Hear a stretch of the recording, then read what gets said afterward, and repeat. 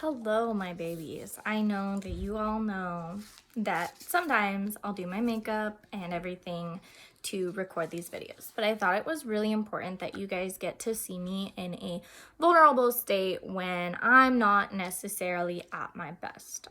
I've been struggling with how to finish a last video that got cut off early. And I just decided that I was going to go for it while I was feeling okay. And here we are, feeling okay, not looking the best. So here we go.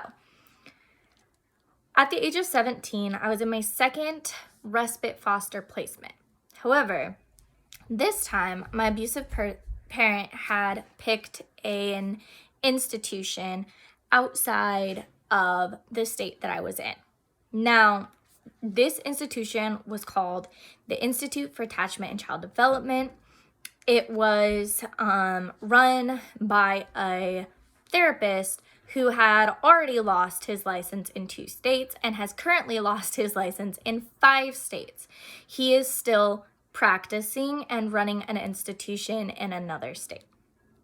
If you go to the American Society of Pediatrics or something, they did a study. I will link the study below, or at least link a link to the study below this video. While this institution, as far as the therapy, psychiatry, and actual resources they were supposed to provide, extremely failed. They diagnosed me based off of my abuser's testimony as to who I was without ever doing a comprehensive evaluation of me myself. They also threw out a psychiatrist's evaluation from the mental hospital based on 12 days of talking to me every single day, getting to know me, understanding the abuse that was happening, because according to that therapist, it was based on lies.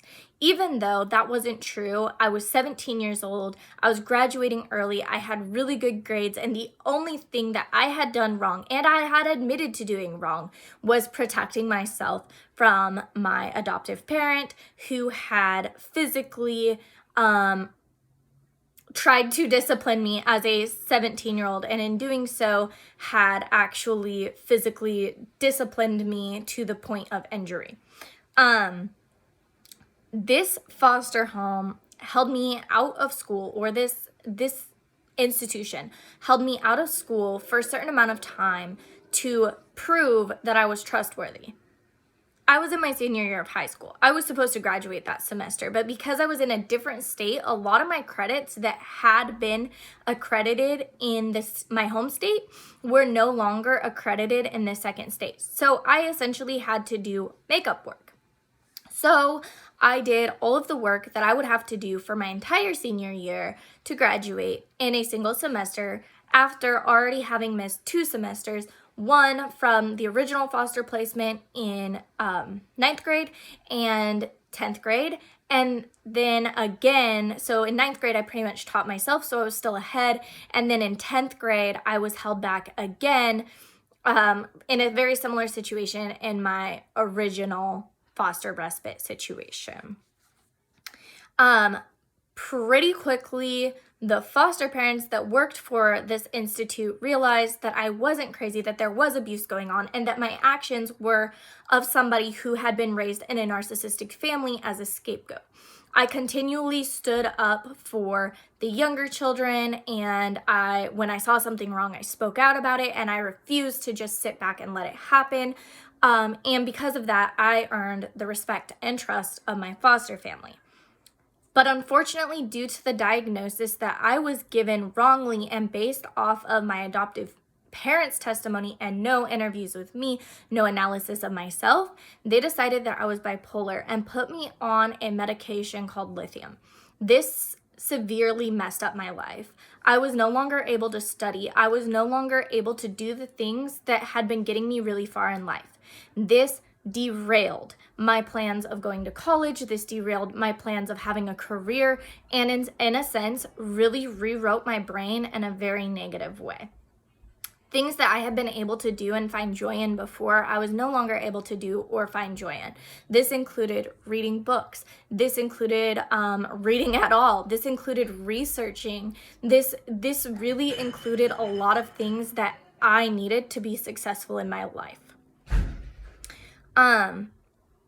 Regardless of that, my foster parents, who I love and to this day call my mom and dad, had got me into a volunteer opportunity that had worked its way into a job. They were helping me look at scholarships to end up in a college close to them and have familial support during the time where I would be able to go to college. Because of this, I had decided to stay with this family until I could move out. However, I got a call at about 2 a.m. and my foster parent woke me up and said, "Hey, there's a call from your sister you really need to take. It sounds really urgent." And when I took that call, my sister told me that even though I was 18 at this point and an adult, that if I did not move back home how my adoptive parent wanted me to, that I would be completely alienated and isolated from my little sisters. And that was something I was not willing to do. I knew about the abuse. I knew that it had transferred to another sibling, and I was not willing to do this. And so I forfeited everything that could have made my life better and went home. Now I want to explain that when I went home, I was not treated as a human or an adult. I was told that I needed to get a job and have adult responsibilities, but I was also required to pay rent in my family's home. Not a big deal when you think about it, except that they were taking my entire paychecks. I found out later that they were also paid by the state until I was 21, even though I no longer lived with them. I was told that I had to sit in a chair. I was told that I was mentally disabled and would never be able to fend for myself. I was told that I couldn't work, but then also told to have a job, which was very confusing to me. While I was sitting in the chair and back home with my family as an adult, I was not allowed to be alone in my room. I was not allowed to go to the bathroom without asking. I was not allowed to eat without asking. I was not allowed to drink water without asking. I was not allowed to speak to my siblings without a parent present at all. I was not allowed to speak to any of my parents without being spoken to first. The only time that it was not like this was when my other adoptive parent was not working. And the way that I interacted really confused my adoptive parent, because she was like, "What the heck is happening? Like, you're an adult. You know, you shouldn't have to ask for these things." And I was like, "If I don't, Ty's gonna get angry." The physical abuse did not stop when I was 18. The physical abuse continued. By the time I was 18 and a half, I decided I had had enough. I had a job, I had talked to people at my job, and I had a room waiting for me to move into. I walked out of my house with a cell phone that I paid for, the clothes on my back, and a pair of work clothes in my bag. And I walked away. My adoptive parent decided to try to delete me from the world using her vehicle. That was honestly the scariest day of my life. The police came. They, for the first time, believed me because I was an adult. I explained attempted assault. I showed them, how I had gotten away from being hit, thank God, because there was a ditch on the side of the road. I showed that she had only hit, and the evidence showed that she had only hit the brakes on her vehicle when she realized there was a ditch because I jumped over it. I explained everything that had happened, and when she tried to explain that I was mentally disabled, lying and making everything up, they laughed at her and said, "She's an adult, she can leave if she wants to." I found out later that the reason why she wanted me to stay was because she herself was filing for legal guardianship of me. They did 5150 me, but only held me for 24 hours and released me because I was of no threat to myself or others at this point.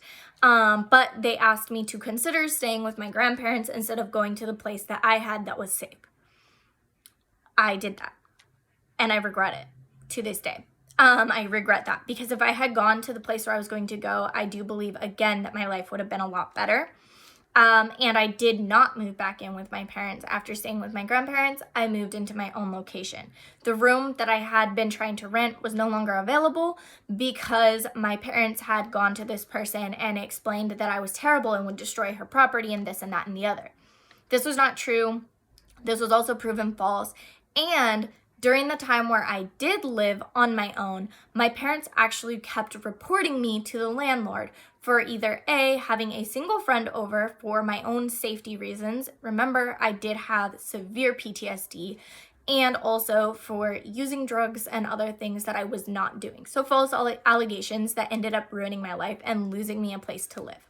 At this point, I moved in to my surrogate grandparents' house, who are my family. They are the people who have been there for me from that moment on, the people who taught me to speak a second language, the people who loved me when I felt unlovable. I actually did some really crappy things living there, and no matter what, they still supported me.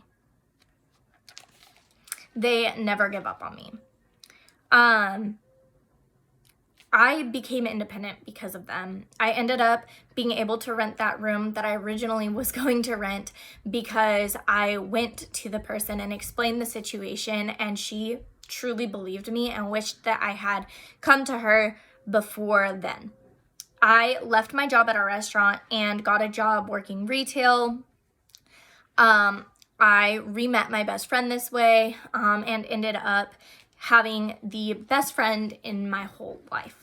I worked my butt off to be able to get to a stable place. And I truly felt that no matter where I turned, I still had to confront these situations over and over again. No matter how far away I went, no matter how many numbers I changed, anytime I accepted a gift, it came with stipulations of abuse.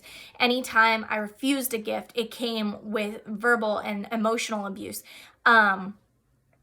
And this, for the first time, because I was setting boundaries and living far away, for the first time, people began to see what was actually happening, how it was actually happening, and the way in which the abuse was happening, including my grandfather, who, when everything came to a head in 2015 or 2016, I believe it was 2015, on Thanksgiving night, everything came to a head, and my grandfather finally saw what was happening and stood up for me and truly, took my side. That was the end for me. I decided that I was no longer going to live this way. My parents had got me kicked out of a halfway house that was helping people who were aging out of the system. My parents had got me kicked out of and I don't even want to touch on that one because they're well known in my area, so I don't even want to touch on how that happened. They had got me kicked out of my own trailer that I was living in. They had tried to derail the relationship with my grandparents, but thankfully my grandparents saw through it.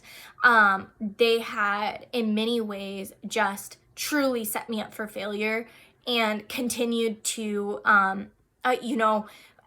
pretend to be there almost. And I say parents in this because a key part of this is that my non-abusive adoptive parent was being manipulated into believing these things because I wasn't responding to text and I wasn't responding to phone calls, and I was setting the hard boundary with the whole family, because at this point I realized that I was going to self-delete if I did not get myself to a place where I was able to stand on my own 2 feet.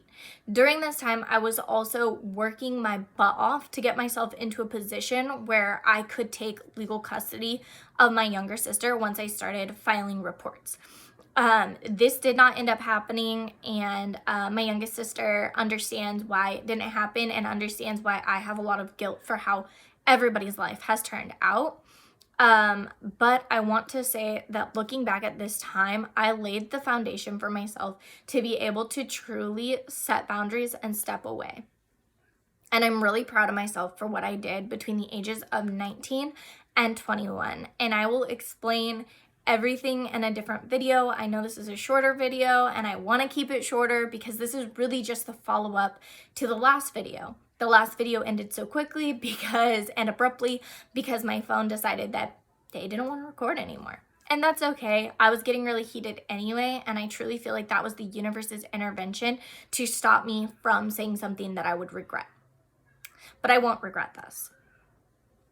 To the Institute for Attachment and Child Development, you completely ruined my life. To the therapist who has lost his license in so many states and has continued to ruin lives. Forrest Lean, you are a danger to society, and I truly hope that somebody catches you. To anybody who believes in controversial therapies for attachment for children, I hope that you see my story and reconsider. It isn't your child's fault. It isn't your child's birth family or the foster care that they went through's fault. When it comes to attachment disorders, regardless of fault and blame, it is a relationship that you are building. The harder you push your child to connect, the less they will. And the more that you move through life in a way of, especially with adoptees, letting relationships happen naturally, the better success you will have, especially when that child does not truly have a reactive disorder or an attachment disorder. They're just going through trauma. Please, if you choose to adopt, inform yourself on trauma and shy away from practices, therapeutic or not, controversial or not, that put your child in a position to live in fear or anger. You may end up with a child who grows up and decides that what you did was abusive, damaging to their mental health, or worse yet, creates a mental health disorder that you cannot control, that they cannot control, and that they have to live the rest of their life with, like me. I implore you, be better.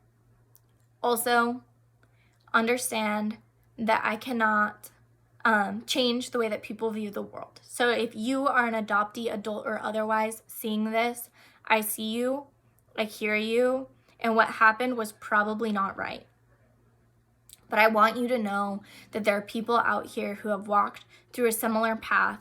And while all of us have our own viewpoints on adoption and everything that comes with it, I simply am advocating for a change in perspective from adoptive parents and hopeful adoptive parents, that no one would be a hopeful adoptive parent or pray for a family to fall apart and for trauma to happen to a child so that they can have their own needs met.